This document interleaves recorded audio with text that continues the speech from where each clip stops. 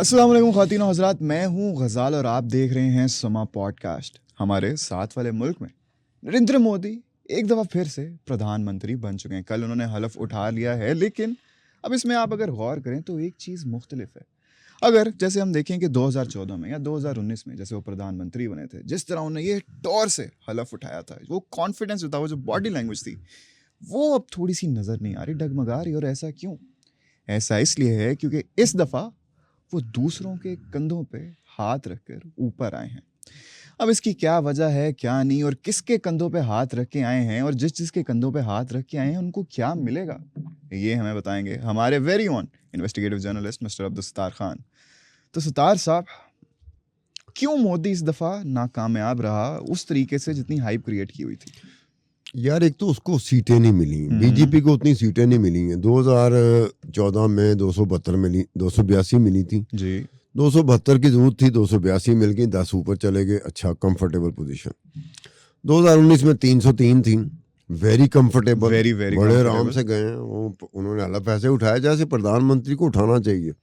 इस मरतबा उन्होंने हलफ तो उठाया है, लेकिन उसका हलफ उठाने का अंदाज वो नहीं था 2014 वाला, 2019 वाला, क्योंकि इस मरतबा वो इन्हिसार कर रहे हैं उन सियासी जमातों पे, उन इत्तेहादी जमातों पे जिनकी वजह से वो बने हैं।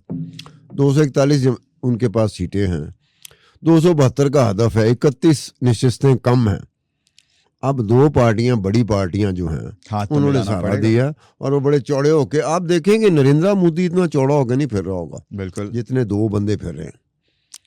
इंडिया में दो राजनीति के कलाकार, वो जितने चौड़े होके पिछले कुछ दिनों से अगले कुछ दिनों तक वो चौड़े होके फिरेंगे, आप देखना कि नरेंद्र मोदी क्या इतना चौड़ा होकर फिर रहा है।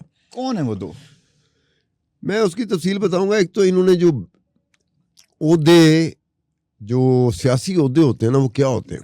वो होते हैं कैबिनेट में आपका बंदा चला जाए, वजीर बन जाए। बिल्कुल। अब कल के दिन उन्होंने खुद भी हलफ लिया है, और उनके अलावा 71 बंदों ने, 71 बंदे नहीं हमें कहना चाहिए, पार्लियामेंटेरियंस ने उन्होंने हलफ लिया। पोर्टफोलियो किसी को नहीं अलॉट हुआ, मैच में वजारतें अभी तक नहीं मिली किसी को, लेकिन उन्होंने सिर्फ हलफ उठा लिया। अब वो 71 बंदों में 60 जो पार्लियामेंटेरियन है वो बीजेपी के हैं, 11 इत्तेहादी जमातों के हैं। इत्तेहादी जमातों में अब ये फैसला उन्होंने क्या किया, एक फैसला किया जिससे लगता है कि नरेंद्र मोदी जो है ना, वो बहरहाल एडा डिगा नहीं जिन्ना असी दिखा रहे हैं। वो बहरहाल फिर भी कुछ चीज़ों में कहता है, फैसला कर लिया है कि यार इन चीज़ों पे कोई कम्प्रोमाइज़ नहीं। कैबिनेट स्लॉट्स जो होती हैं, पोर्टफोलियोज होते हैं, उससे एक इंडिकेशन मिलती है कि क्या ये कितना कमज़ोर हुआ है, क्या उतना ही कमज़ोर हुआ है जितना हम समझ रहे हैं, या अभी भी कमज़ोर होने में वक्त लगेगा, या शायद वो कमज़ोर ही ना हो सके। जिन्होंने अलायंस में, उनका ये अभी अलायंस में आए हैं उनके साथ, तो ऑब्वियसली उनको उनकी डिमांड्स होंगी ना, कोई इंपॉर्टेंट मिनिस्ट्रीज उनको मिलने। अच्छा, जो इंपॉर्टेंट मिनिस्ट्रीज होते हैं जिनको कैबिनेट कमेटी ऑन सिक्योरिटी कहा जाता है, वो 4 पोर्टफोलियो होते हैं, 4 महकमे होते हैं। ये बीजेपी ने, ये नरेंद्र मोदी ने फैसला कर लिया कि वो 4 तो मैं अपने पास रखूंगा। अच्छा, अपनी जमात के पास एक डिफेंस मिनिस्ट्री, बिल्कुल, एक फाइनेंस मिनिस्ट्री, एक होम मिनिस्ट्री, एक फॉरेन अफेयर मिनिस्ट्री। ये चारों बीजेपी के पास रहेंगे। 4 उसने तय कर लिया कि यार दुनिया इधर की उधर हो जाए, गंगा के उस तरफ चली जाए दुनिया, या गंगा के इस तरफ रहे, ऐ नहीं छड़ना। ये 4 पोर्टफोलियो उसने अपने पास रखने।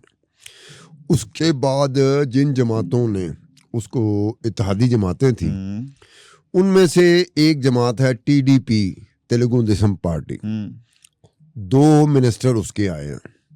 एक है जनता दल यूनाइटेड, 2 मिनिस्टर उसके आए हैं। उसके अलावा 7 ऐसी जमातें हैं जिनको एक एक मिनिस्टर जिनका कैबिनेट में लिया गया। ठीक है। अब वो 7 जमातें कौन सी हैं? एक शिवसेना, एक राष्ट्रीय जनता दल, ठीक है, लल्लू प्रसाद साहब की थी, क्या बात है, उनका एक है जनता दल सेकुलर, हाँ, उसको भी एक मिली है, जनता दल। और एक है लोक जनशक्ति पार्टी, एक उसका है, ठीक है। फिर एक आता है हिंदुस्तान अवाम मोर्चा, एक उसका मिनिस्टर लिया है। ओके। एक लिया है रिपब्लिकन पार्टी ऑफ इंडिया, उसका एक मिनिस्टर उसका लिया है। और एक मिनिस्टर लिया है अपना दल सोनी लाल, अपना दल सोनीलाल। सोनीलाल। ये इत्तेहादी जमातें हैं ना, जो दो बड़ी जमातें हैं जिनका कलीदी किरदार बनता जा रहा है और आने वाले वक्तों में वो कलीदी किरदार किस शक्ल में सामने आएगा। एक जनता दल यूनाइटेड, एक जनता दल यूनाइटेड है और एक तेलुगु देशम पार्टी है, टीडीपी। अब उसमें हुआ क्या है कि जो तेलुगु देशम पार्टी ने जो बंदे दिए हैं ना अपने मिनिस्टर, उसमें एक चंद्रशेखर है।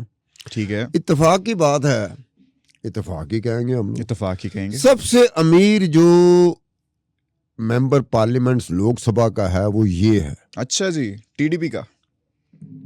पूरी लोकसभा में जो इलेक्ट होके आए हैं सबसे अमीर तरीन जो पार्लियामेंटेरियन है वो टीडीपी के ये चंद्रशेखर है। इनकी 57 अरब रुपए इनका नेट वर्थ है। नाइस। 57 अरब रुपए ये चंद्रशेखर जो इंडियन और पाकिस्तानी। इंडियन यार, मैं इंडियन में कमाल करते हो, मैं क्या पाकिस्तानी हिसाब किताब लगाऊंगा कि कट करके कर दो, नहीं फलाना करके कर दो, उन्हीं का जो डिक्लेयर किए इलेक्शन कमीशन ऑफ इंडिया के पास जो डिक्लेयर करते हैं ना, एसेट असासाजात, मैं उसकी बात कर रहा हूँ। और उसके बाद इसने जो अपना मुखालिफ जो था वो YSR कांग्रेस पार्टी थी, उस अपने मुखालिफ को 3,40,000 वोटों से इसने हराया। उसके बाद दूसरा बंदा जो दिया ना मिनिस्टर के तौर पर, वो दिया है राम मोहन नायडू। इसमें भी खुसूसियत है, क्या खुसूसियत जैसे चंद्रशेखर में खुसूसियत है, इसमें भी खुसूसियत है। सबसे कम उम्र मिनिस्टर ये है। How old? अब मुझे नहीं पता, चलो कोई नहीं। ये सबसे कम उम्र किस तरह से है? सबसे कम उम्र इस तरह से है कि कम उम्र होने के बावजूद ये 3 इलेक्शन अब तक जीत चुका हुआ है, लगातार नहीं जिसे कहते कंसेक्यूटिव। 2014 का भी ये जीता था लोकसभा का इलेक्शन, 2019 का भी जीता था और ये 2024 का भी जीत गया। तो टीडीपी ने एक ये सरप्राइज वो दिया है कि उन्होंने एक अमीर तरीन अपना पार्लियामेंटेरियन दिया कैबिनेट में और एक सबसे कम उम्र का कैबिनेट में उन्होंने दिया। उसके बाद ललन सिंह आ गए जी, जो जनता दल यूनाइटेड के हैं। अब ललन सिंह जो है ना, वो खुद भी बिहार के साबका वजीर आला रह चुके हैं, ठीक है। और ये चार मर्तबा, हम चीफ मिनिस्टर इसलिए कहेंगे, कई दफा हमारे ऑडियंस के लिए जरा ना, कई दफा मुझे ही फीडबैक आया कि खान साहब कई दफा कंफ्यूजन हो जाती कि मुख्यमंत्री तो प्रधानमंत्री कौन है। हाँ, वो हो जाता पाकिस्तानी, वो कंफ्यूजन हो जाती कि मुख्यमंत्री क्या, हमारा चीफ मिनिस्टर उनका, हमारा वजीर आला उनका मुख्यमंत्री। सॉरी, देखा फिर कंफ्यूजन हो गई, इधर कंफ्यूजन होगा तो उनको भी तो होगी। तो वही मैं कह रहा हूँ ना, अब हम चीफ मिनिस्टर प्राइम मिनिस्टर करेंगे। अब उसका है ललन सिंह थे जो थे ना। अच्छा, ये एक जो जनता दल यूनाइटेड के सरबराह है ना, नीतीश कुमार है। नीतीश कुमार आ गए। अब नीतीश कुमार को मैं तो नहीं कहता, इंडिया का मीडिया कहता है, मैं यही कहूंगा नीतीश कुमार उर्फ पलटू राम। ये पलटते रहते हैं क्या? पलटते रहते हैं। मैंने बकायदा इस पे शो किया हुआ ना कि किस तरह से ये पलटते हैं। चंद्रबाबू नायडू भी पलटता है टीडीपी का, हमारे पास, लेकिन ये इधर से कभी उधर पलटते हैं। नहीं, जिस तेजी के साथ ये 2024 में 4 दफा पलटा है यार, एक ही साल में 4 दफा पलट गए। पिछला छोड़े पर कुछ हैं जिनके नाम हम चले ना ही ले। नहीं, ये जरा हमारे जो लोटे होते हैं और पलटू राम में फर्क क्या है? अच्छा, लोटे और 2 डिफरेंट कैटेगरी। लोटा ये होता है कि मेरी पार्टी में है, हाँ, वो जीतने के बाद वो मेरी पार्टी छोड़ के किसी और पार्टी में चला गया। ये पलटू राम जो नीतीश कुमार है ना, इनकी अपनी पार्टी है, जनता दल यूनाइटेड अपनी पार्टी है। ये इत्तेहाद करते हैं, कभी किसी में इत्तेहाद में शामिल हो गए, कभी किसी में शामिल। तो मेरे ख्याल से वो गाना इन्हीं के लिए बना, इधर चला मैं उधर चला। अब मुझे नहीं पता वही गाना इसके लिए बना है, तुमने बनाना है इसके लिए तो बना सकते हो। तुम्हारे पास इस वक्त इख्तियार है कि नीतीश कुमार पलटू राम के लिए क्या कह रहे हैं नीतीश कुमार। अब उसके बाद होता है कि जो दूसरा बंदा दिया ना, वो रामनाथ ठाकुर है, जो जनता दल यूनाइटेड ने दिया। ये भी बिहार का जो साबिक चीफ मिनिस्टर था ना, वो कर्पूरी ठाकुर। मैंने मुकद्दस को कहा भी था, मैं नाम भेजता हूँ कि प्रोनाउंस करना होता है यार, प्रोनाउंस गलत कर जाए तो लोग जो सुनने वाले होते हैं वो कहते हैं कि यार नाम तो ये था, आपने ये कह दिया। इसलिए गलती के साथ कि प्रोनाउंसमेंट में कोई गलती हो जाए तो माफ़ी, और अगर गलती हो जाए तो मुकद्दस का कसूर है भाई, हमारा नहीं। मुकद्दस बेचारी का भी नहीं कसूर हो, खाम में कसूर अपना उठा के दूसरे पे डाल दो। पहले तो हमारी कोशिश होनी चाहिए कि हम पूरी बिल्कुल। प्रॉपर प्रोनाउंसमेंट के साथ आए। तो ये है। उससे पहले ये जो रामनाथ ठाकरे हैं, ये लल्लू प्रसाद यादव की कैबिनेट में भी मिनिस्टर रहे। फिर ये नीतीश कुमार और पलटू राम की कैबिनेट जो सेकंड जो उसकी सीएम था, उसमें भी ये काफी मिनिस्ट्रियां इसके पास रही। काफी बहुत तजुर्बा इसका मिनिस्ट्रियों में बहुत ज्यादा। अच्छा खासा। उसके बाद आते हैं प्रताप राव, ये शिवसेना के हैं। अब शिवसेना के ऊपर थोड़ा सा मैं बात करना चाहूंगा कि शिवसेना जो है ना, नहीं, सबसे पहले तो आप मुझे ये बताएंगे, जो हमारी तो नहीं, खैर हमारे पड़ोसी की जो अदाकार है सोनाक्षी सिन्हा, उनके वालिद साहब हैं सोनाक्षी सिन्हा के। वो तो बीजेपी में है ना। अच्छा, वो बीजेपी में है, शिवसेना में नहीं है, वो बीजेपी में है। तो शिवसेना के ऊपर मैं आऊंगा कि शिवसेना 2022 में 2 हिस्सों में तकसीम हो गई थी। ठीक है। हुआ ये था कि महाराष्ट्र में हुकूमत थी शिवसेना की बीजेपी के साथ। तो बाल ठाकरे का आपको याद होगा, बाल ठाकरे के जो साहबजादे थे ना, अब उद्धव बाल ठाकरे हैं, क्या है UDDAV, तो वो स्प्लिट हो गए दोनों। बाल ठाकरे के साहबजादे, उन्होंने फैसला किया कि हम बीजेपी से किनारा कशी इख्तियार करते हैं और कांग्रेस के साथ मिलके महाराष्ट्र में हुकूमत बनाते हैं। ये 2022 की बात कर रहा हूं। 2022। तो जब ये स्प्लिट हुआ ना, तो बाल ठाकरे का बेटा ये समझ रहा था कि शायद पूरी की पूरी शिवसेना मेरे साथ है, लेकिन पूरी की पूरी शिवसेना उसके साथ नहीं थी। अब एक शिंदे हैं जो इस वक्त महाराष्ट्र के चीफ मिनिस्टर हैं, उन्होंने रिवोल्ट किया with in the party Shiv Sena. उन्होंने रिवोल्ट किया और ज्यादा बंदे जो थे ना शिंदे की तरफ चले गए थे। शिंदे ने कहा हम बीजेपी के साथ अलायंस कर लेंगे। उस वक्त ये हुआ था कि फिर इलेक्शन कमीशन ऑफ इंडिया ने जो शिवसेना का जो इंतखाबी निशान था, वो तीर कमान का निशान है, ठीक है, उन्होंने फ्रीज कर दिया। उन्होंने कहा 2 हिस्सों में बढ़ चुके हो, अब ये निशान के साथ तुम इलेक्शन नहीं लड़ सकते। तो उन्होंने क्या किया, मशल का जो इंतखाबी निशान था वो बाल ठाकरे के बेटे उद्धव ठाकरे को दे दिया कि ये तुम्हारी शिवसेना का तुम्हारा निशान है, और उनको दे दिया कि 2 तलवार और 1 शील्ड। डिफरेंट होगी ना, वो दे दिया शिंदे को, शिवसेना को दे दिया। अब ये दोनों पोजीशनें हो गई। जब 2019 का इलेक्शन हुआ था ना, तो जब शिवसेना इकट्ठी थी 18 सीटें जीत गई थी और बीजेपी 23 सीटें जीत गई थी। They are very comfortable. अब जो स्प्लिट हुई है, स्प्लिट के बाद इन्होंने इलेक्शन लड़ा 2024 का, तो बड़ा डिफरेंट हुआ होगा। तो उदय बाल ठाकरे जो बाल ठाकरे का बेटा है, उसकी जो शिवसेना वो 9 सीटें ले गई है लोकसभा की, और ये शिंदे की जो शिवसेना है ये 7 सीटें ले जा सकी, और बीजेपी सिर्फ 9 सीटें लेके गई।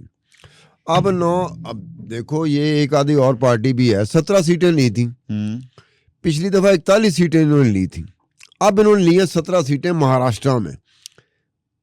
कितना फर्क आ गया? 25 सीटों का फर्क आ गया। अब इतना फर्क आने के बाद फर्क तो धचका तो लगता है बिल्कुल कि शिवसेना को वोट देने वालों ने बिल आखिर बाल ठाकरे के बेटे को प्रेफर किया शिंदे पे और बीजेपी पे।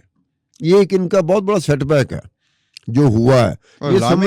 ये समझ रहे थे कि शायद बाल ठाकरे का बेटा जो है ना, वो जो शिवसेना संभाल के बैठा है उसे कम निश्चितें मिलेंगी, अंडर परफॉर्म करेगा, और ये शिंदे की जमात को ज्यादा मिलेंगी, लेकिन ऐसा नहीं हो सका। कैबिनेट में बहरहाल उन्होंने कहा कि ये जो 7 सीटें जीतने वाली शिवसेना जो हमारे साथ है, तो बीजेपी ने कहा कि यार इनको एक आधी सीट दे, एक आधी मिनिस्टर इनका ले लो और अपनी तरफ कर लो। नहीं, अपनी तरफ तो है वो, अपनी तरफ तो है ही, इत्तेहादी है ना शिवसेना। ये शिवसेना इत्तेहादी है बीजेपी वाले, और बाल ठाकरे की बेटे की जो शिवसेना है वो बीजेपी की इत्तेहादी नहीं है, वो मुखालिफ कैंप में है, कांग्रेस उस कैंप में है वो, ठीक है, इत्तेहादी है ना। तो लेकिन एक मिनिस्टर तो इनका लेना ही था, बिल्कुल। एक इतने है ना होवे कि अगर ये 7 भी अगर हाथों निकल जाए तो फिर और मसला हो जाएगा। नरेंद्र मोदी ये नहीं चाहता। उसके बाद है जयंत चौधरी आ गए जी। अब जयंत चौधरी राष्ट्रीय जनता पार्टी का है। अब इसका ये है, ये ग्रैंड सन किसका है, पोता किसका है? फॉर्मर प्राइम मिनिस्टर इंडिया चरण सिंह का। ठीक है। उसके बाद आता है HD कुमार स्वामी, ठीक है, ये है जनता दल सेकुलर, ये उसका बंदा है।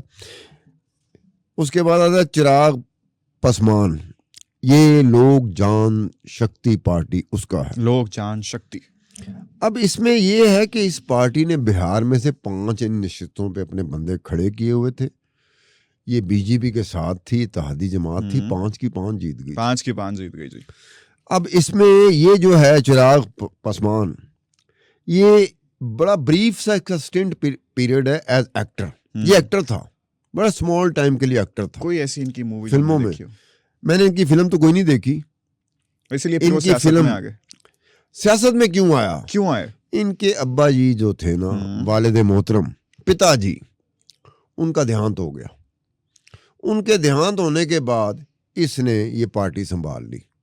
तो ये पार्टी संभाली है तब इसको एक्टिंग छोड़नी पड़ी है और आज वो मिनिस्टर बन गया। पोर्टफोलियो तो अभी तक किसी को नहीं लॉट हुआ, ये हो गया। अब इसका ये है कि ये करीबी लोग जो होते हैं। अब उसके बाद है जितन राम मंची। जितन राम मंची हाँ, ये हिंदुस्तान अवाम मोर्चा है उसके यहाँ। ये भी बिहार का साबका वजीर आला रहा है। ये बिहार के बड़े आ रहे हैं। ये सारे बिहार से जीते हुए हैं ना। ये जनता दल यूनाइटेड ये भी बिहार से जीती हुई है। ये जो लोक जान शक्ति पार्टी है इसके भी सारे के सारे बिहार से जीते हुए हैं, इसलिए ये तुम्हारे सामने आ रहा है। अगर स्टेट वाइज चलेंगे ना हम, तो बिहार के इतने लोग नहीं हैं। कुछ और स्टेट्स उनके हैं, सूबे हैं जिनके ज्यादा लोग कैबिनेट में हैं इस वक्त। ठीक है ये तो हम उनकी बात कर रहे हैं ना जो इत्तेहादी जमाते हैं। तो उसके बाद हो गया ये रामदास अठावले। हाँ, देखो ना कितना मुश्किल है प्रोनाउंस करना। एक नाम एक हिस्सा मैं बोल दूं, एक दूसरा हिस्सा का। अब ये है रिपब्लिकन पार्टी ऑफ इंडिया का।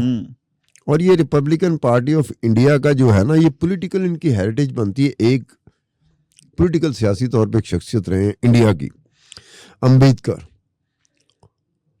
कहते हैं कि इंडिया का जो कॉन्स्टिट्यूशन था, अगर अम्बेडकर ना होता तो कॉन्स्टिट्यूशन नहीं बन सकता। क्या जब बात है। ये आजादी हासिल की थी, इसका बड़ा नाम है, वेरी आइकॉनिक। और ये जो सेक्युलर कास्ट फेडरेशन था ना, उसका भी ये ऑथर था। इसके बाद आता है अनुप्रिया पटेल, ये खातून है।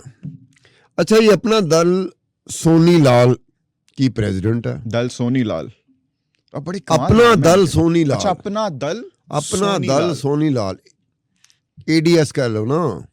गाने का नाम लगता है मुझे। वैसे गाना भी गा लेंगे, ठीक है, कर जो रहे हैं तो गाना भी अगली एपिसोड में देखते रहना आपने। अब ये 11 लोग हैं। एक पार्टी है नेशनलिस्ट कांग्रेस पार्टी।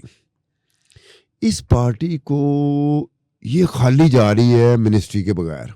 इत्तेहादी है नेशनल डेमोक्रेटिक अलायंस, जिसमें बीजेपी है।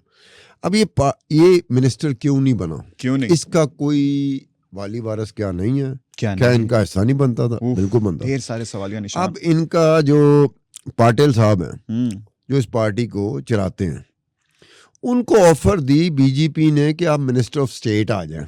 ठीक है, उसने इनकार कर दिया। क्यों? उसने कहा यार मैंने पिछला टेन्योर गुजारा है, फुल फ्लेज मैं मिनिस्टर था। आप इस वक्त इस नए जो 2024 के इंतखाबात हुए हैं, ये नई कैबिनेट बन रही है, तो आप मुझे मिनिस्टर ऑफ स्टेट, मेरी डिमोशन हो रही है। पॉइंट है। उन्होंने साफ इनकार कर दिया। उन्होंने कहा मैं नहीं। अब इसका हो सकता है कि ग्रेजुअली जब एक्सपैंड होती है ना कैबिनेट, और मेंबर लेने पड़ते हैं, काबीना के और अरकान को लेना पड़ता है, तो उसमें शायद हो सकता है इनको फुल फ्लेज मिनिस्टर ले लिया जाए, बजाय इसके कि मिनिस्टर ऑफ स्टेट लिया जाए। लेकिन अच्छा स्टार साहब, इससे मेरा एक और सवाल आता है। आपने कहा कि ये एक ऐसी पार्टी है जिसका एनडीए में है, लेकिन इनको कोई मिनिस्ट्री अलॉट नहीं हुई। इनके अलावा कोई और ऐसी पार्टी है जिसको एनडीए में है और उनको भी कैबिनेट? वो उसके बाद हम कोई और शो करेंगे।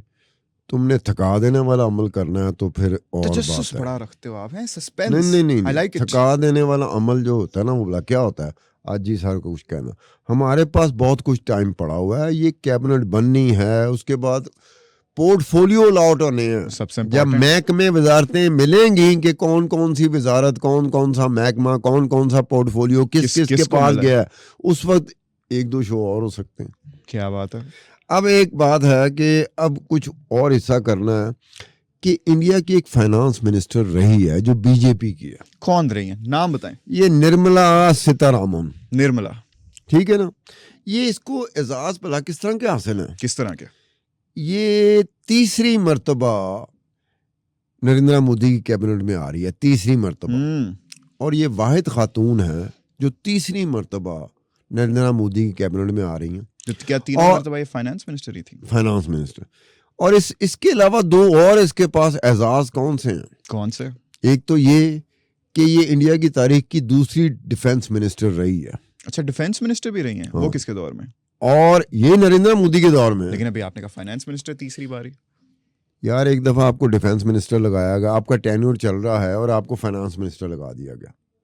तो कंफ्यूजन दूर हो जाए ना, मैं चाहता हूँ हमारे यार ये उमर अयूब खान जो है ना, बिल्कुल, ये बेचारा को समझ नहीं आती थी इमरान खान के दौर में कि आज मेरे पास पोर्टफोलियो ये है, एक महीने बाद मुझे जर्नलिस्ट मिलता है तो वो कहता है कि जी मिनिस्टर फलाना, उन्होंने कहा अब मैं उसका मिनिस्टर नहीं लगा, अब मुझे दूसरा पोर्टफोलियो दे दिया गया, दूसरा महकमा दे दिया। कभी भी कुछ भी हो जाता तो ये हमारे मुल्कों में चलता रहता है यार, हर जगह चलता है ये।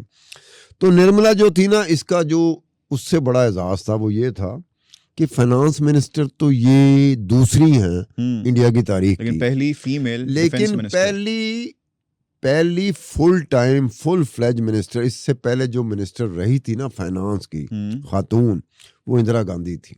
वो कुछ अरसे के लिए, कुछ दिनों के लिए, कुछ हफ्तों के लिए आई थी, टेम्परेरी टेन्योर, फाइनेंस मिनिस्टर नहीं था तो उसने पोर्टफोलियो अपने पास रख लिया। लेकिन फुल फ्लेज वो इंडिया की तारीख की पहली फाइनेंस मिनिस्टर जो है ना, निर्मला है। निर्मला जी। अब निर्मला ने लोकसभा का इलेक्शन लड़ने से इनकार कर दिया था। ये क्यों? वजह क्या थी? क्या थी? मेरे पास पैसे ही नहीं है। अच्छा जी। उन्होंने कहा मेरे पास पैसे नहीं है, जो कैंपेन के लिए पैसे होते हैं मेरे पास नहीं है।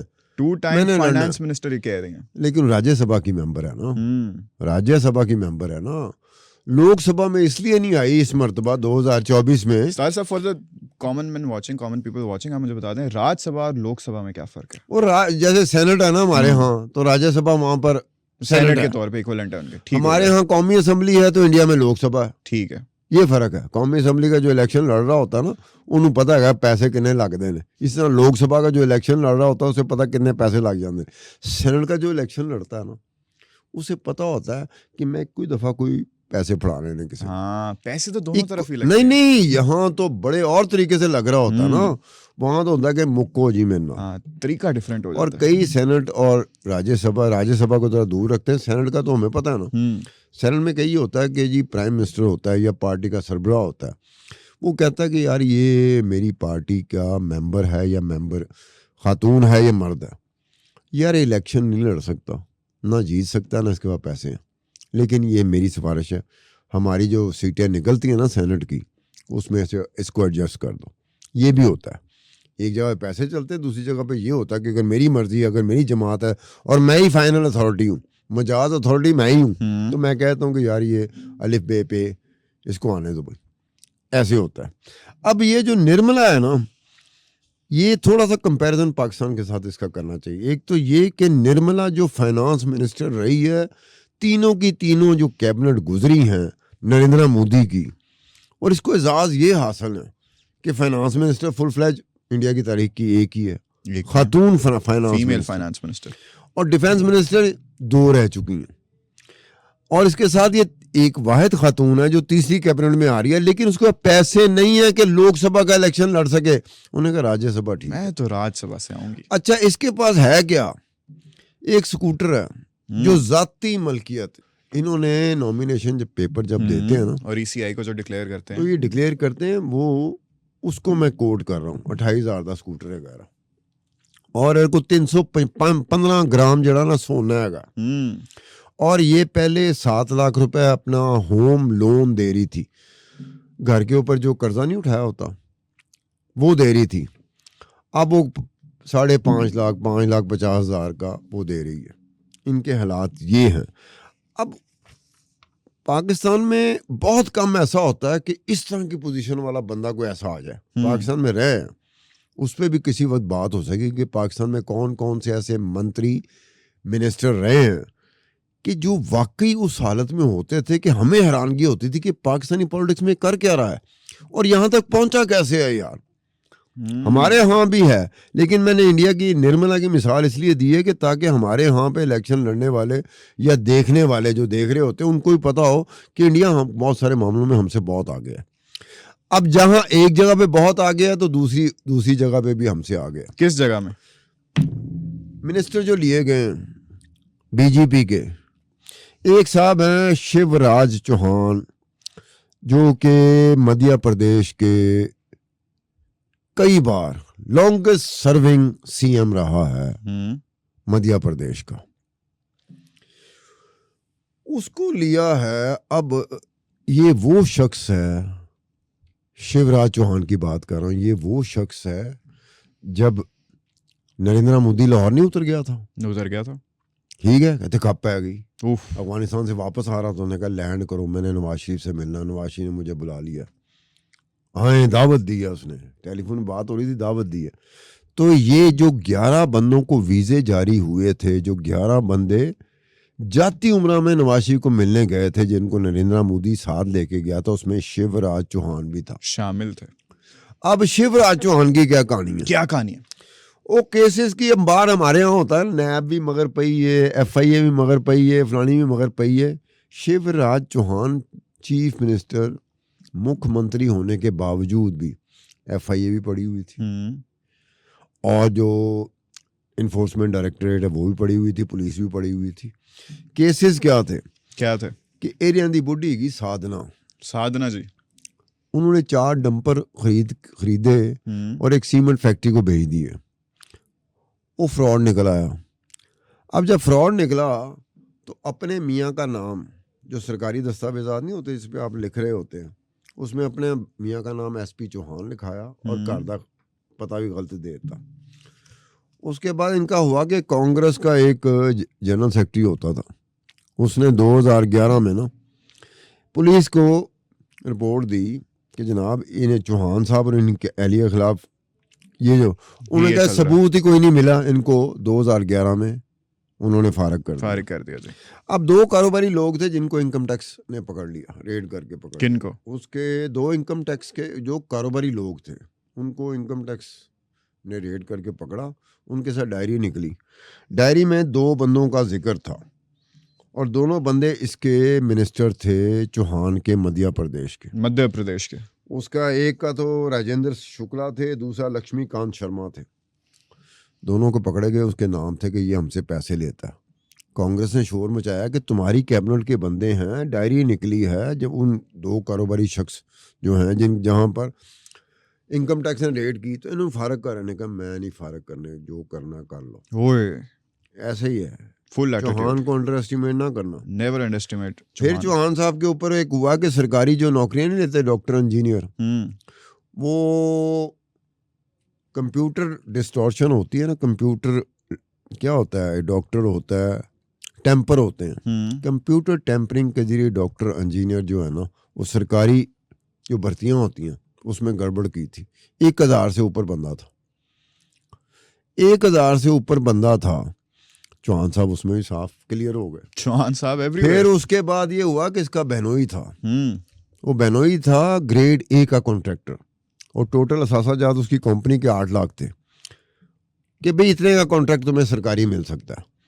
उसको A4 A5 ये ग्रेड होते हैं ना कि जब आप करोड़ों रुपए के आपको कॉन्ट्रैक्ट, सरकारी कॉन्ट्रैक्ट मिल सकते हैं, उनको मिलते रहे। उनको भी क्लियर कर दिया कि जनाब इनका कोई नहीं है। उसके बाद आखिरी जो है ना, नितिन गडकरी जी। अच्छा, ये एक इंटरेस्टिंग इसमें कैबिनेट में बंदा आया है, पुराना बंदा है, बीजेपी का ही है। ये 2008 में ना महाराष्ट्र में ना लीडर ऑफ द ऑपोजिशन होता था, जब कांग्रेस की हुकूमत होती थी। कांग्रेस की हुकूमत होती थी किसकी? विलास राव देशमुख की। विलास राव देशमुख कौन है? रितेश देशमुख जो एक्टर है ना इंडिया में, इसका अब्बा था। क्या बात है। इसके पिताजी थे, हमें पिताजी कहना चाहिए, पिताजी थे। इनकी हुकूमत के दौरान 2008 में IPL का पहला मैच हुआ था मुंबई में। इसने करारदाद पेश कर दी, जो चीयर लीडर्स लड़कियां नहीं होती उसके ऊपर करारदाद पेश कर दी। बड़ी नाजेबा जुबान इसने इस्तेमाल की थी, वेरी बैड। और उस वक्त सिद्धाराम महात्रे थे जो होम मिनिस्टर था महाराष्ट्र का, कांग्रेस का। वो साथ मिल गया, कांग्रेस और बीजेपी दोनों साथ मिल गए। ये कभी उससे पहले भी नहीं हुआ था ना, उसके बाद हुआ। इन्होंने क्या, बैन कर दो इन लड़कियों को। IPL की जो चीयर लीडर्स हैं उनको बैन कर दो। पहला IPL हो रहा था, वो तो उस वक्त कांग्रेस की जो सोनिया गांधी थी, राहुल गांधी, महाराष्ट्र में तो कांग्रेस की हुकूमत थी, उसने सोनिया गांधी और राहुल गांधी ने कहा था विलास राव देशमुख को इंसान के बच्चे बनो, क्या कर रहे हो तुम लोग? देशमुख साहब जरा आहिस्ता। आराम ना की होया तुसी वो करारदाद उन्होंने पेश की, बेहुदा जुबान उन्होंने इस्तेमाल की चीयर लीडर्स के बारे में कि गंदगी फैला रही हैं, बेहयाई फैला रही, ठीक है। आप उसके साथ ये नितिन गडकरी जो था ना, ये हुआ सिद्धाराम इसके साथ हो गया था, लेकिन 1 साल का अरसा गुजरा था जब 2009 में इलेक्शन हुए ना, तो सिद्धाराम म्हात्रे पे एक FIR दर्ज हुई थी। क्यों हुई थी?